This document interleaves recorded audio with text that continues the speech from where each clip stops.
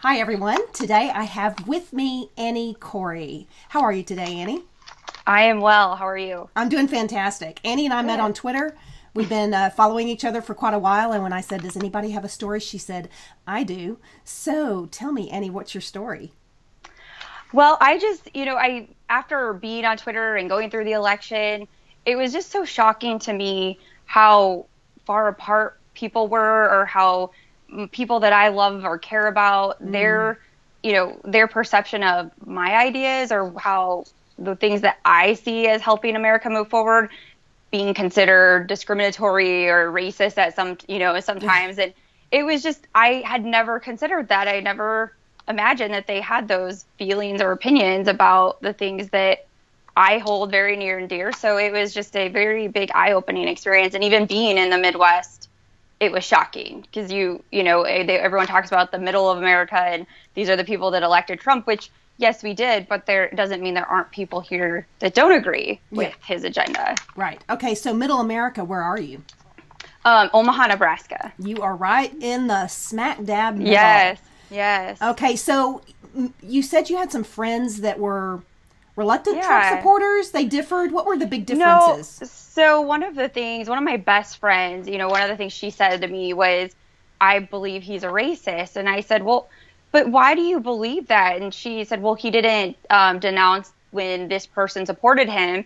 And I Googled within 2 seconds, found the link to a site where it shows that he denounced it. And it was CNN. So it's like, you're going to Mm-hmm. believe this. They're not going to print this if it's not, Mm-hmm. I don't want to mean that it's not true, but they're not going to say anything positive about him if it's not obvious. So, Right. she goes, well, I didn't see that. And my thought is, but why is that his fault? And then Yeah. she moved on to say, well, maybe it's just because of how I define racism. And I, again, am like, well, we can't solve a problem if we have different definitions of what it is. And Right. so it was just a huge disconnect that I guess I just was not aware of before. Right. So, did you ever ask your friends that didn't, had problems with Donald Trump? Did you ever ask them where do you get your news? Was that one of your? Um, yeah, so I knew that she watched CNN.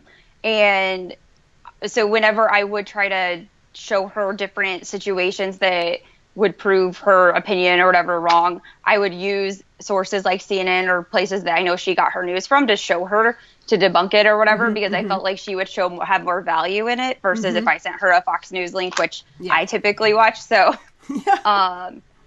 it's just kind of like, it was just shocking. And I think also when you hang out with people that all agree with you, you just continue to stay in that bubble and you're not open to other opinions. And I thought that was really the most shocking thing to me, is that we just aren't listening to each other. And I know there's some people, I'm not going to change their mind. They're never going to agree Yeah. with what I Yeah. have to say, but I also want to understand where they're coming from. So whether they believe he's this or that, or whether they believe a certain policy is discriminatory or they don't like it, I want to understand what the real issue they have is and ask questions, because that's when you tend to get to the root of something and have a better way of not necessarily changing their mind, but you maybe can find common ground because you actually understand their problem and you're not just assuming that they're crazy. And again, with disclaimer, some people are and some people aren't going to be reasonable. You can't fix everybody, but the people that you do Mm-hmm. care about, I think Mm-hmm. that it's worth taking the time to listen. I think that's so well said, Annie. I appreciate that so much, because what we need, I think, in the country is more dialogue. And there's Mhm. a saying, seek first to understand before you seek to be understood. And so if you Mhm. really do listen to somebody and Mhm. you're trying to understand where they're coming from, they're more likely to listen to you when you explain where you're coming from. Do you think that's Right. true? I completely agree with that. And I think that you build more credibility because you're willing to listen. Mm-hmm. People love to be asked questions. People love to give their opinion. Most people, I guess there's Yeah. some people that don't. Yeah. But I think that if you just take the time to hear them out, and within all this chaos, the other big thing I saw was, so I'm a big fan of manners. I like manners. I feel like they're an important part of life. And Yeah. Yeah. I was just shocked by how vulgar and crazy people Mm-hmm. would get just to prove their point. And my thing is, you might, want to reject society and reject the conformity, but you also are trying to get your message across. And Mm-hmm. who is your audience? And if you're not presenting yourself in a way that they can respect or listen, how do you expect anything to change? And so if you really Yeah. believe in what you're saying or protesting or your cause, then do it in a way that can actually provide meaningful change rather than just being obnoxious. So you're just making way too much sense today.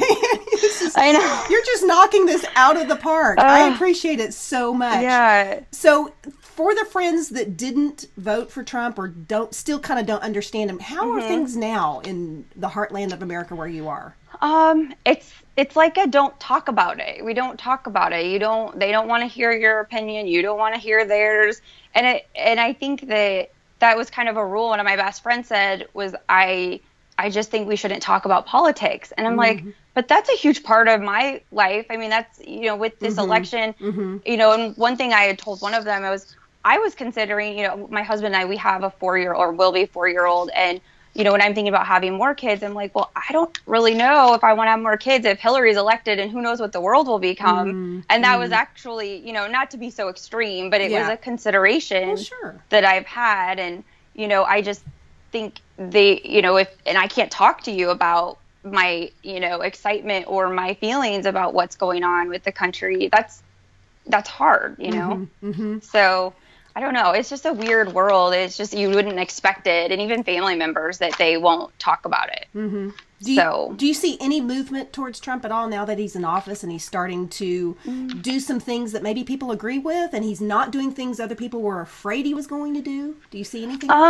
Yeah. So I guess I will say I've noticed that people are, people that necessarily weren't, they weren't a Hillary supporter or a Trump supporter, but they were more on the fence that maybe voted for her. They've moved over to him. Really? They don't feel like they missed anything by her not getting elected. They don't feel like he hasn't done something. So I've seen more of a shift of those, middle of the road people. They seem to have been more, or they're kind of moving over versus, saying, oh, I should have, he shouldn't have been elected or being upset about anything he's doing. Okay. So you don't sense any buyer's remorse, but you sense some real ambivalence towards Hillary. Like they just don't feel like they're missing out on anything. That's very interesting. Right. I think that the behavior from the protests and the left and all of the, the blaming and the going on the talk shows and the comments that they've made, I feel like it's more discouraging to people than really helpful. It's not like, someone or Hillary going on some speech and saying, oh, I'm going to blame all these people for why I lost. It's not helping that cause. Like, it doesn't help anybody. They actually say, well, that, that's just not, you're not accountable. I have not, it's kind of like validating my decision not to vote for you or making it better that you weren't elected. Yeah. I think the left went really, really too far in demonizing Trump. I mean, they made him sound like he was going to kill puppies. And all he had to do to make them a liar is just not kill puppies. So they went way, way, way too far in demonizing him. And now that he's in office, I think a lot of people are going, man, he's not anything like what we were told he would be, or he's not doing what we were told he's going to do. So I'm hoping that not just around you and not just around me, but throughout the rest of the country, people are starting to kind of see that they may be victims of some fake news. Right. Those Nazi comments, I remember listening. There was a podcast I used to love listening to, and it had nothing to do with politics, but when the election was going on, one of the hosts of the podcast started getting very political on the left side, but to the extent that she was making very rude or, mean comments and, towards white people or, Americans. And I was just kind of like, okay, I feel like I'm not even allowed to listen to your podcast or listen to what you have to share because of the comments that she, and then she had made comments about, because she was Muslim,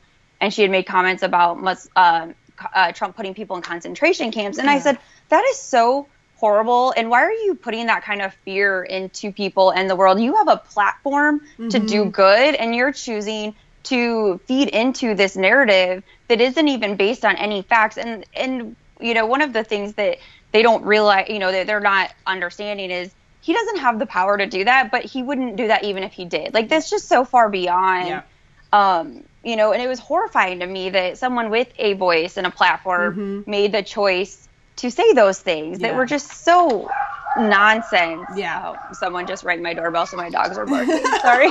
That's okay. Not a problem. I got a dog too. Yeah.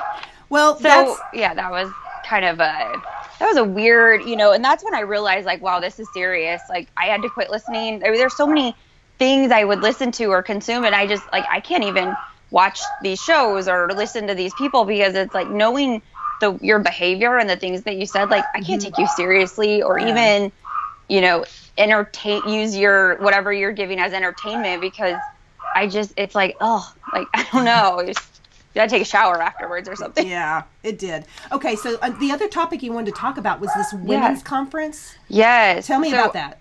I went to, and I have some notes just so if I look down at all, that's why. So I went to this women conference. It's called ICANN, and this is probably my 4th or 5th year. It's like a women's leadership conference. And the very first year I went, my husband, I think when I was leaving in the morning, he's like, oh, have fun with your men bashing session. Just joking, right? Like, and I'm like, yeah, whatever. And I got home and I said, it's not like that at all. It's so positive. It's not about men or what men do or what men don't do. It's about us as women and just, you know, empowering ourselves. And it, you know, I think that one of the things I notice a lot is that women tend to have lack of confidence.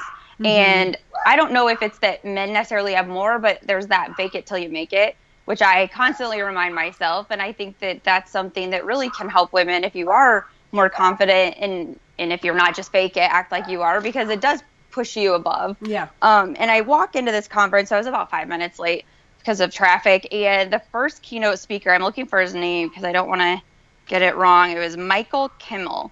So I get in, I get situated, and, you know, 5 minutes in, and I hear this keynote speaker, Michael Kimmel, who's actually a sociology professor and gender studies professor. So I'm like, go figure.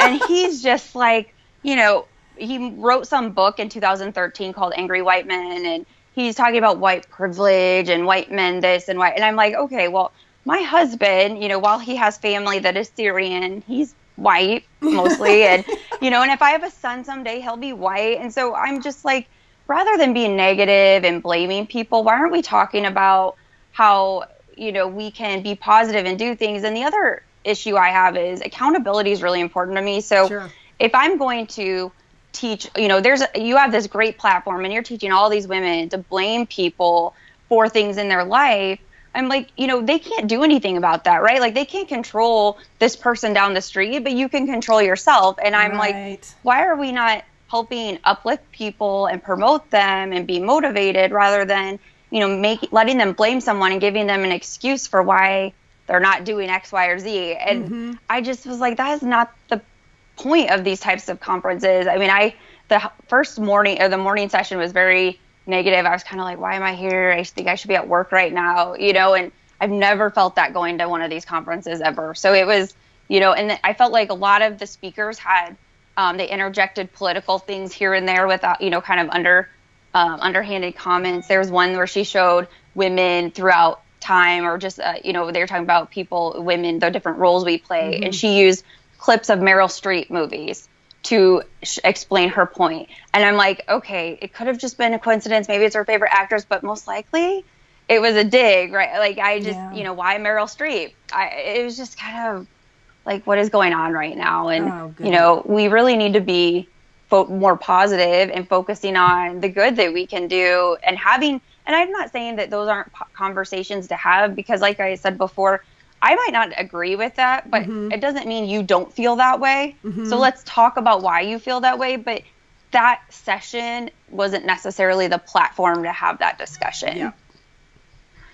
It was something else. So the name of the conference was ICANN? Yeah, ICAN. It's an international, it stands for something. They have a website. I can send you the link, but it's all about women and leadership roles and, you know, getting together, and they do things throughout the year and bring in keynote speakers and things like that. And so, you know, and then one of the other speakers is from Gallup, go figure. Gallup polling? Yeah, so Gallup is located here in Omaha. I didn't know that. Okay. Yeah, so so she was up there, and, you know, she's been a very good professional role model. She was getting inducted into like the Business Hall of Fame of Omaha, which there's not very many women that are in that, but she got up there and started talking about how more women are dropping out of the workforce now than ever. And I, you know, but in a way that it's really negative. And I will tell you, most of my friends from college are stay-at-home moms. But they choose to be, they can be, they want to be. Most of them, their moms actually worked. And not actually, meaning they worked outside of the home. Right. And I think that had an impact on their decision to stay home. And that's actually something statistics do tell you as well, but they don't communicate that part. They kind of stop after, women are more educated now than ever. However, more of them are leaving the workforce. And my concern is, if you choose to do that, why are you making them feel bad? Like, that's their choice. We should be happy. It's like, you only want to be happy for people when they do what you want them to. Oh, well said. Yes, absolutely. Absolutely. So it was just, and then they talked a lot about how women, in marriages where the men pick up, more of the household chores, or it's more equal partnerships and the benefits of that, which I don't disagree. I have that in my own marriage. Some weeks my husband probably does more than I do. But if I am in a marriage where it's not like that, don't make me feel bad for having, it's like, this is what's wrong with society and this is what's wrong with people. And I'm like, if someone's in the crowd that has that marriage, and I know there were a few of them there, it's like, how great can they possibly be feeling about themselves right now with these comments? So it just felt like a very negative tone. And I don't, I want to say, I would like to believe it's not from the election, but I just think it's kind of like this theme in America right now, where people in those positions that are more left politically are taking these instances to like demonize or degrade people and be negative. And it's like, just because you're really mad doesn't mean the rest of us are. That's so true. And there you go. Their projection. Usually what they're accusing other people of is what they're guilty of themselves. So this is fantastic. You're just a super smart person. You just cut right through it. You got your head on so straight, and I so appreciate it. One last question. The other women at the conference, did they have similar feelings to the speakers that you did, or were they? Yeah, so that's a good question. So the day of the conference, I talked to a few people that I knew from work that were there, and I asked them, and they, one of them, it was her first time going, and she goes, "Is it always like this?" And this was horrible. She felt the same way. Okay. Another girl that she had been talking to had told her she had been here before, and it's usually not like this, and this was bad.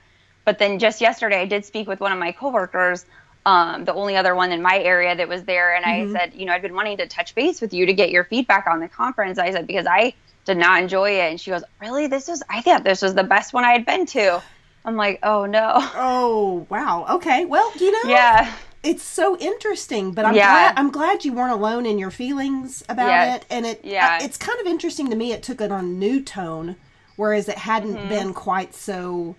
Oh, no, it was very uplifting and positive. And I'm not, usually, I don't need a lot of the foo-foo motivational stuff. But to me, it's important the message that you are providing to people, women or men. It's not about that typically for me. But, if you're going to give them an out to blame people, I mean, that's not acceptable. I can't endorse that. And it was just so frustrating to me. And they had, for the first time ever, high school girls that were selected by their schools to come represent schools throughout the city. And I'm like, this is their experience at this conference. Boy. I know. Well, hang in there. You've got a voice. I'm so glad you shared your voice with me today and your point of view. And this has just been fantastic. I so enjoy getting to know you, and I'm glad we're friends on Twitter. Thank you. Yeah, definitely. I'll put your Twitter link below, and people can follow you too. Okay, well, good luck with everything, and I'm happy that you are doing this. I love watching you, and I love the message. It's always so positive, and I like the different perspectives that you bring. Well, I certainly have appreciated your perspective today, so thanks again, Annie, for joining me today. Sounds good. Thank you. Okay, bye. Bye.